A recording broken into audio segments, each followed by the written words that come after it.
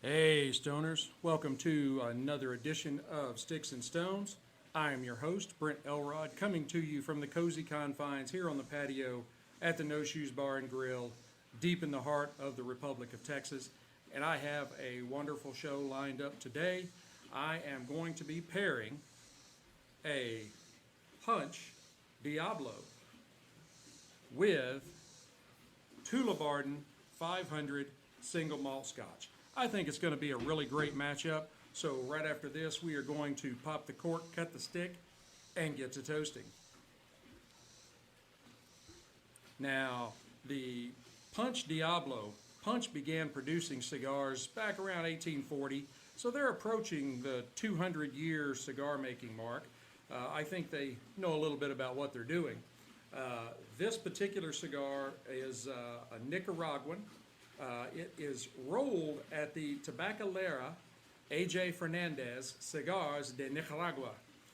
The filler is Honduran and Nicaraguan.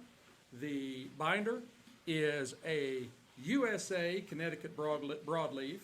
And the wrapper is an Ecuadorian Sumatra Oscuro. This particular stick is 5 1/4 by 54 on the ring gauge, so kind of a Robusto extra, and it MSRP's around $8 a stick or so. Now, visually, this stick is a really dark brown that comes from the Oscuro leaf. Let me get my good eyes on here. It has invisible seams, minimal veining, not a decent amount of tooth on it, and it is solidly packed with a firm feel, but it does have some give in it. So I think it's rolled just right. Now on the nose,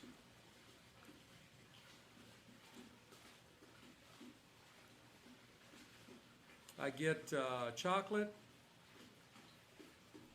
leather,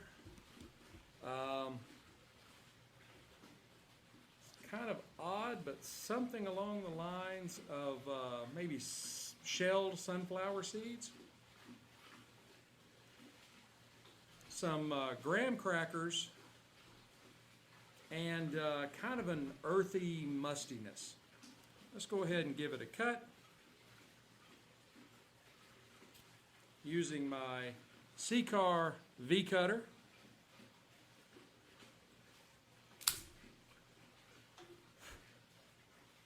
A beautiful cut. Now on the cold draw,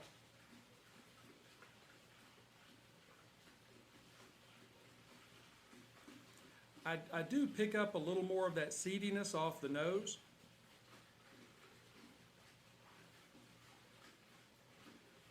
I get some cocoa and some cedar and kind of a little bit of raisiny sweetness. That's a pretty good stick. All right, Tullabardine 500 sherry cask finish. Tullabardine actually began as a beer distillery back in 1488 or so. They were brewing beer, and around this time, King James IV of Scotland stopped by to purchase some beer from the local brewery as he was on his way to his coronation. I mean, really, who doesn't want to stop and get a roadie on the way to their coronation? I mean, I understand it, all right? And he was so impressed with the quality of the beer that he gave them a charter. And in 1503, he granted the charter, and they were officially brewing beer, I guess in his name is how it goes. Something like that, you know. Well, fast forward about 400 years, and in 1947, William Delma Evans converted the brewery into a distillery and started producing Scotch, and Tullabardine single malt Scotch is born. Wonderful. They are probably not very well known. I just kind of stumbled up on them here a while back. I have done a review of their 12-year, and it was really good. But this is a Highland Scotch, and 1488, they have a very long and illustrious history.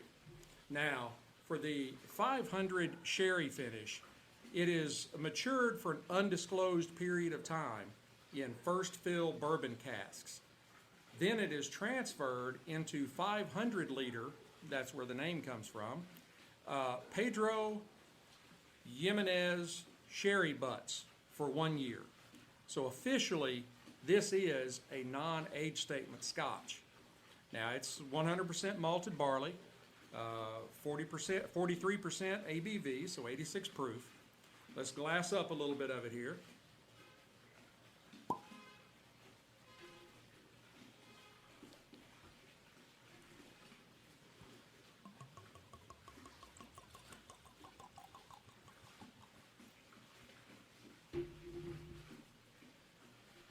Now, it has just a beautiful, beautiful, deep copper amber color to it. It's probably one of the best looking scotches I think I've ever seen. That is just a really beautiful color. It's got good legs to it, good cling on the glass, on the nose.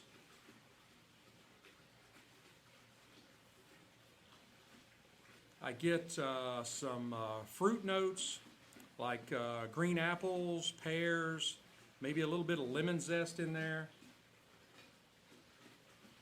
There's a very, very slight, faint maltiness, a little bit of sweetness, and there is, I guess, sort of a kind of a tart, vinegary, pungent aroma, just very subtly, kind of on the underneath. And my guess is that this is probably part of the sherry cask aging from, it's wine. All right, now, on the palate.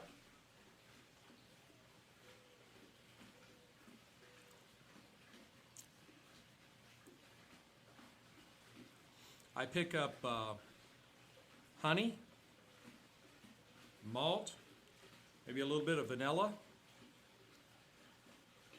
and I do get quite a bit of spice toward the back part of my tongue.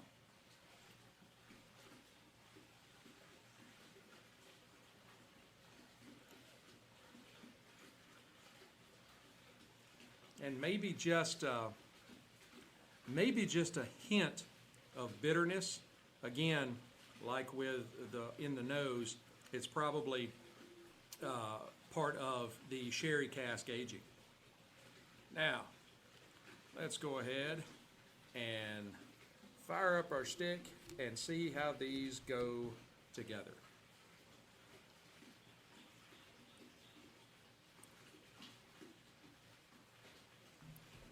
I am using my Rocky Patel 5-torch Envoy.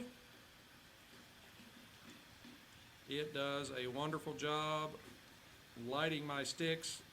I'm telling you, if you don't have one of these, you really need to.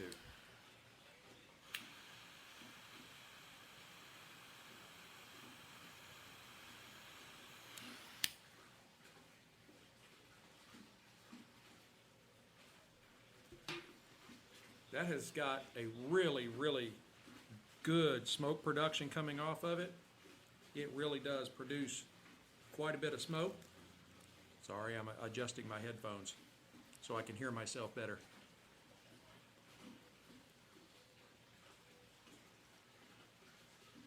Just a really nice velvety smoke. I get like some floral notes.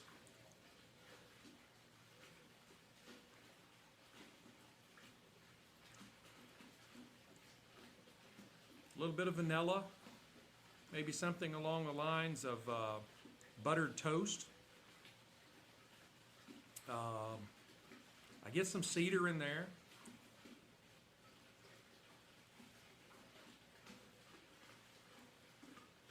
And there is kind of an initial blast of spice in the beginning here.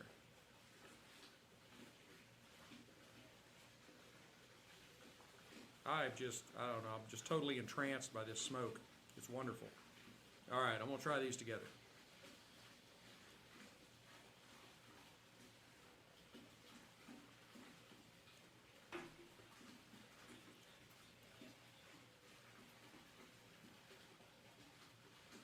They are really going pretty good together. I'm a little shocked and dismayed. Actually, by combining the smoke with the spirit, it seemed to open up the sherry on the palate a little more. You got a little more, not like I was talking about earlier with a little bitterness, no, but like a really good wine. It's not bitter, it's not harsh, and that wasn't there before. And so this is really an intriguing coming together here. So I'm going to burn this down to the halfway mark, and then I will come back and give you an update. Hey Stoners, I am back. Here at the half, this pairing is just chugging right along very smoothly. The stick has had some changes. It has pulled back a bit and offered in some notes of like maple syrup and caramel. The Tullabardine 500 continues to pair very well with it. The sweetness and kind of fruitiness has really gone together well. The stick is burning, I mean, almost razor sharp burn line around this stick. I'm actually really impressed. I kind of thought that one of these might let me down, but so far they are doing very, very well. I am going to go ahead and burn this down to the band, and then we will come back and give you my final thoughts. Hey Stoners, I am back. We are down to the band and the glass is empty. This stick morphed again in the final half with that spice initially fading out, and in the beginning of the last half it returned, but in the form of like baking spice. And this coupled with the creamy, sweet fruitiness that was on the initial palate really paired very well. And the Tullabardine, I'm pretty impressed with it. You know, it is a budget Scotch. This particular bottle was about $40 a bottle. I think I actually got it, they were having a special on it at Specs, and I think I got it for like $33, but it was like $39 originally. And it is good. I think, personally, that the Tullabardine 12-year is better, but that's just my palate. You might try them both and really love the 500 over the 12-year. I think, just from my research on this particular offering, that it is the fact that it is a non-age statement. We only know for sure that it spends a year in a sherry cask. Other than that, we don't know how long it's aged. Johnny Walker Red Label is only aged like 3 years. And there is a tremendous difference in Johnny Walker Red and Johnny Walker Green, which is a 15-year. I know the blends are different, but you kind of get my meaning. And I think that if this was aged longer, that it would probably make it even better than it already is. Now the punch, I was very surprised with the punch. I could not be happier with the punch. I had some, I guess, lower expectations of it. So it's gonna, when you first hear my rating, realize that I didn't have really good expectations for it to begin with, and it surpassed all of those. And I would give the punch a I'd give it 85 matchsticks out of 100. It is a good stick, and it's very budget friendly at like $8. So I mean that's not a if you're spending $8 on a stick, that's not too bad. I don't know. The vanilla, the the buttered toast. It didn't have any real banging sweetness until the last half, where it got some maple syrup and some caramel, and I think that it actually ended up better on the last half than the first half. So maybe it headed to a crescendo. Let's say that. So I would give it 85 matchsticks out of 100. I would give the Tullabardine, I would give it an 80 Whiskey Stones out of 100. Like I said, it was good, and for the price point, that's pretty good. It is a single malt. I think the 12 year is better, and I think it's only about maybe $10 more or so. So, but it is good, and I can see it appealing to a certain specific niche of Scotch drinker. So I hope you've enjoyed this pairing as much as I've enjoyed bringing it to you. Be sure to hit like, subscribe, share, notify. Definitely hit that share button. That's how I keep growing. Tell your friends. Tell them about this crazy dude on Instagram. We have our new Sticks-n-Stonez store. Look for the link in the bio. We have a line of Sticks-n-Stonez merchandise there, and we have stuff in there that is just my creation that has nothing to do with cigars or alcohol. So it can appeal to pretty much anybody. And prices start, at very, very reasonable. So go to my LinkedIn or my link tree. You can see all the different places that I am. You can go to Patreon if you want to donate to the show. I really appreciate it. Keep helping me grow. And until we get to be together again, keep your sticks dry, your stones cold, and have a great day.